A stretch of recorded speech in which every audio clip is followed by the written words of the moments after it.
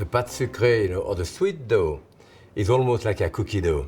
It's done with butter, 1 egg yolk, flour, and so forth, and it goes very well in the food processor, but I wanted to show you how to make it by hand, or the technique there. So I have the stick of butter. I have 2 tablespoons of powdered sugar here, dash of salt. I'm going to start breaking this into pieces. And sometimes there is practically no liquid added to it, and that's why the dough is going to be tender. That's why the dough can be made thick.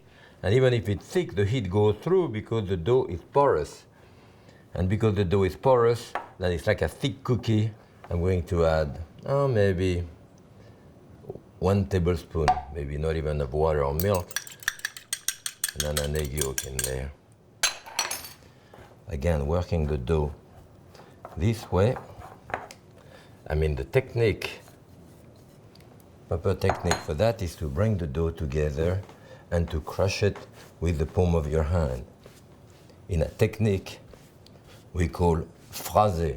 You crush it so it totally homogenizes together, which of course is exactly the opposite of what you would want to do with a pâte brisée, or certainly a puff paste. Okay, this is a bit of a messy dough. You can add a little bit of flour and clean your finger with the flour. Okay. Then we're going to roll it like for a round tart. I can practically extend it with my hand, you see. A rich dough.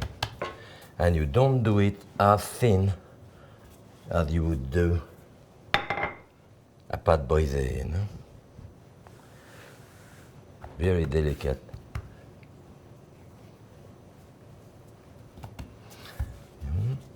About a circle like this.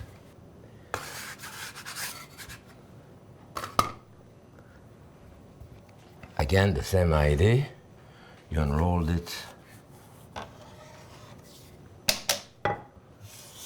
And now you bring the side on itself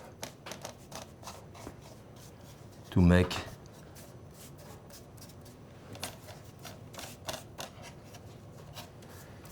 a shell.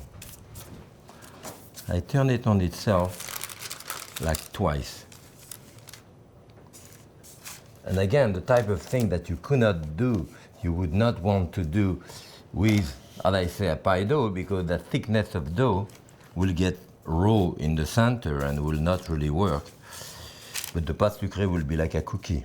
You want to press it together to make an edge. And the way you want to press it, you want to have it like a pyramid, you know, so that the top is pointed and the base is thicker, so that it doesn't collapse on itself.